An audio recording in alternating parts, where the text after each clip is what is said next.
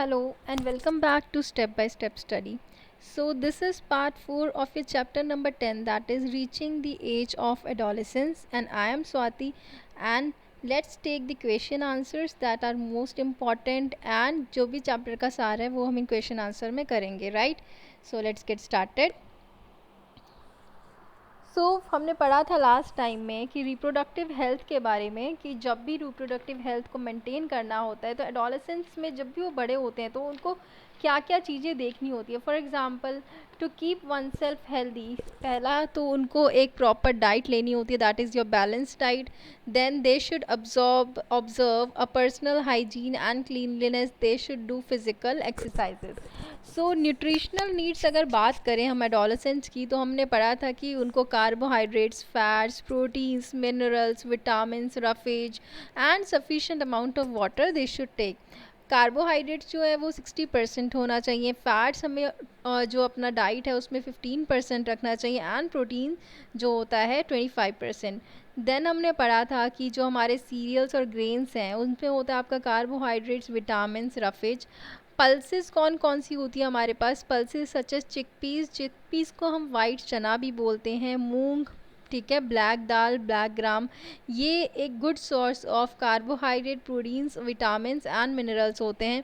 Then we have vegetables, जो जैसे कि स्पिनच हो गया, पालक, कैबेज, कॉलीफ्लावर, टमाटो, कैरेट.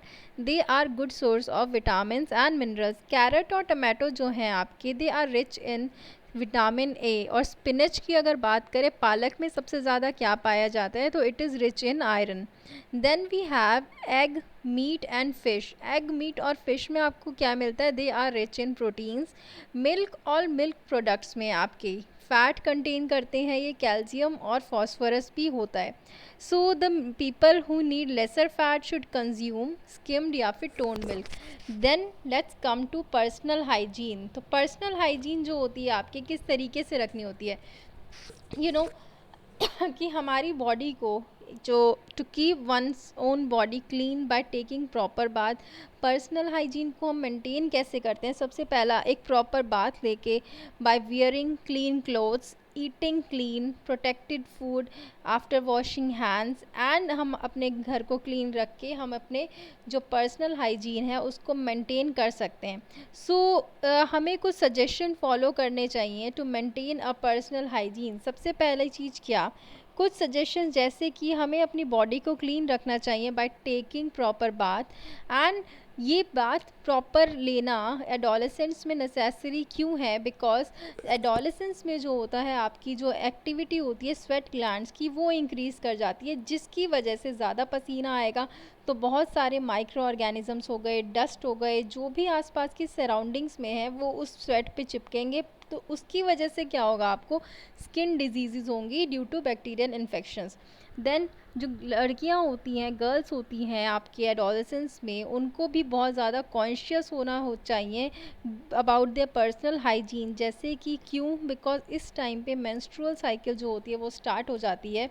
तो ऐसे में क्या करना चाहिए, जो अंडर गारमेंट्स हैं they must be changed every day. Hormones बदलते हैं तो बहुत सारी चीज़ें जो हैं आपकी चेंज होती हैं. उसकी वजह से पर्सनल हाइजीन को जो है बहुत ही ज़्यादा जो है एडोलेसेंट गर्ल्स में रिक्वायर्ड होती है. कॉटन के अंडर गारमेंट्स जो होते हैं they should be preferred. Regular bath जो होती है उनको लेनी चाहिए, जो कि उनको काफ़ी सारी डिजीज़ से जो है दूर करेगा. Plus bathing helps in maintaining the healthy skin. Then third point is wash your hands properly before and after meal. और क्या कर सकते हो, नेल्स को ट्रिम करो टाइम टू टाइम, माउथ को क्लीन करो after each and every meal. इससे क्या होगा, आपकी गम हेल्थ और टीथ वगैरह ये सब इम्प्रूव होंगे. हमें फीट्स को, अपने पैरों को जो है पानी से हमेशा धोना चाहिए every time you come from outside. Then do not wear tight dresses नहीं पहननी. Eat freshly cooked food. Clean latrines should be use for defecation. जो भी आपके टॉयलेट्स हैं वो क्लीन होने चाहिए डिफिकेशन के लिए, right. Then physical exercise. Adolescence में फ़िज़िकल एक्सरसाइज का भी बहुत ज़्यादा इंपॉर्टेंस होता है. क्या कि they should do physical exercise in the morning regularly, जैसे कि ब्रिस्क वॉकिंग हो गई, रनिंग हो गई, साइकिलिंग हो गई, स्विमिंग हो गई, स्किपिंग है and dancing. They are good physical exercises. Even जो आपके बैडमिंटन, वॉलीबॉल, ये सब भी बहुत ही अच्छी एक्सरसाइज हैं.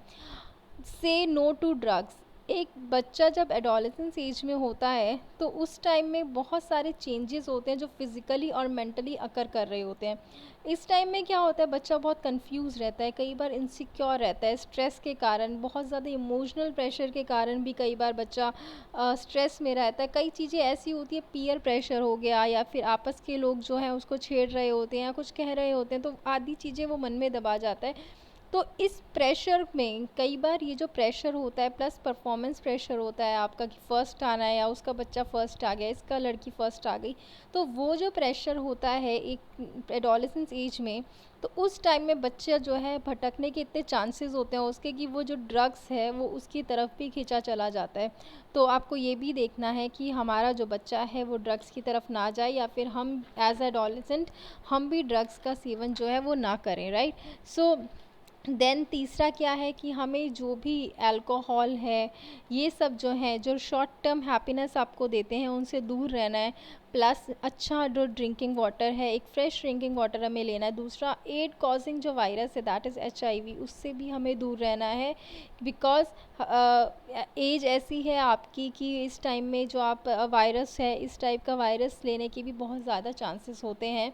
So to keep this virus away हमें ध्यान रखना है कि हमें एड्स ना हो, HIV ना हो जाए, तो उस चीज़ का भी हमें बहुत ज़्यादा ध्यान रखना होता है बाय टेकिंग अनप्रोटेक्टेड। और ये होता कैसे है, ये एड्स फैलता कैसे है आपका, जैसे कि आपने कि कोई नीडल यूज़ कर दी जो कि आपके इंजेक्ट की गई हो, ठीक है, कोई भी ड्रग इंजेक्ट करा हुआ हो आपकी बॉडी में और वो सेम नीडल जो है इन्फेक्टेड पर्सन से ली गई हो।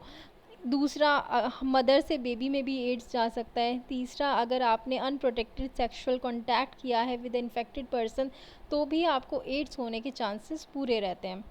सो अब with this our chapter is completed. Now I will take all the question and answer of this chapter, so let's get started. चलिए अब आते हैं अपने क्वेश्चन एंड आंसर सेशन पे। The stage in life of a child when he और she attain sexual maturity. ऐसी stage क्या होती है चाइल्ड की लाइफ में जो वो सेक्शुअल मैच्योरिटी अटेन कर लेता है। So that age is known as adolescence, right. Then second question is what controls the changes which occur during adolescence. क्या चीज़ कंट्रोल करती है जो चेंजेस होते हैं आपके एडोलेसेंस में। So your hormones controls the changes that takes place in adolescence. Then which hormones regulate sugar metabolism in body. ये कल ही मैंने कराया है, कौन सा हार्मोन रेगुलेट करता है sugar metabolism in body, it is insulin. Name the virus that cause AIDS. ऐसा कौन सा वायरस है जो एड्स फैलाता है, तो इट इज़ HIV वायरस। सबसे ज़्यादा जब ग्रोइंग एज होती है, एडोलेसेंट एज होती है, तो हमें कौन से फूड की रिक्वायरमेंट होती है। So we need proteins during that time. Then हमें किस तरीके की डाइट लेनी चाहिए when we are adolescent, we should take balance diet.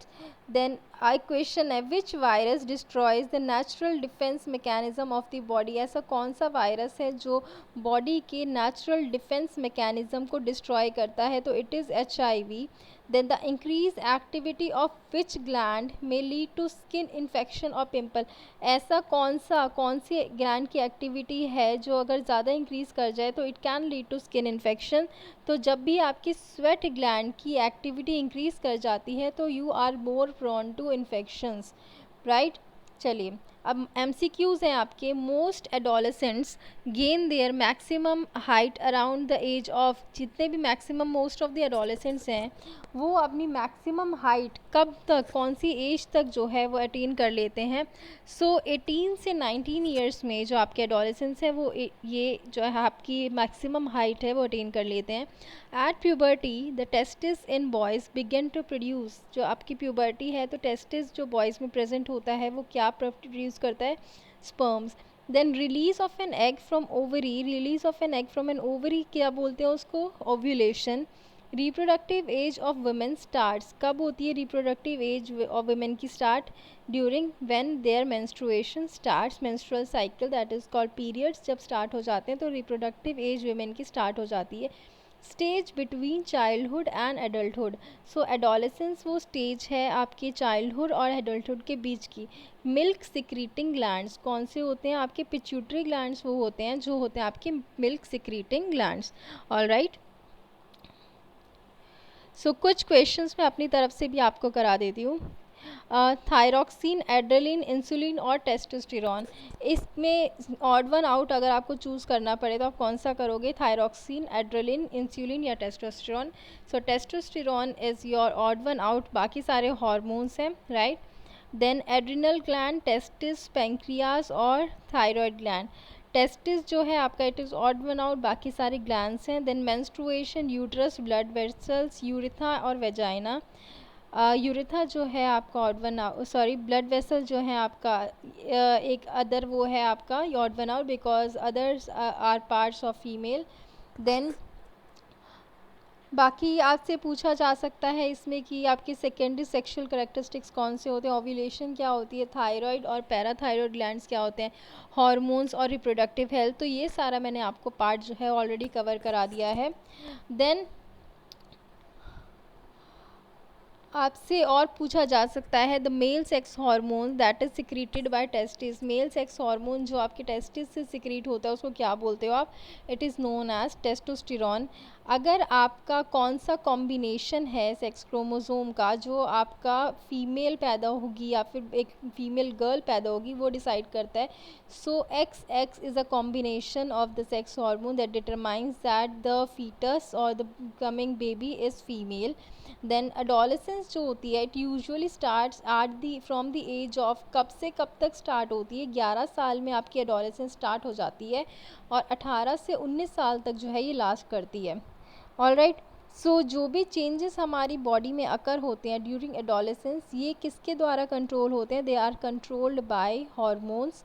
हमारे पास मेल हार्मोन्स हैं और फीमेल हार्मोन्स हैं। मेल हार्मोन्स जो है वो क्या होता है आपका टेस्टिस जो है वो प्रोड्यूस करती है और फीमेल हार्मोन जो है दैट इज़ आपकी ओवरीज जो है वो एग प्रोड्यूस करती हैं, राइट। सो अगर आपसे पूछा जाए कि टोटल कितने पेयर ऑफ क्रोमोसोम्स हैं आपके पास, तो 23 pair of chromosomes we have. 23 में से जो लास्ट क्रोमोसोम का पेयर होता है that is known as your sex chromosome. Alright, with this I have completed your chapter number 10. From tomorrow I am going to take your chapter number 11. So before that एक model test paper है वो मैं आपको कराऊंगी। एक छोटा सा model test paper है जिसमें बहुत सारे इंपॉर्टेंट क्वेश्चंस हैं, एक बार उसको गो थ्रू ज़रूर करना। 11th chapter is your force and pressure. So कल मिलते हैं। Till then take care, keep studying, stay home and stay safe.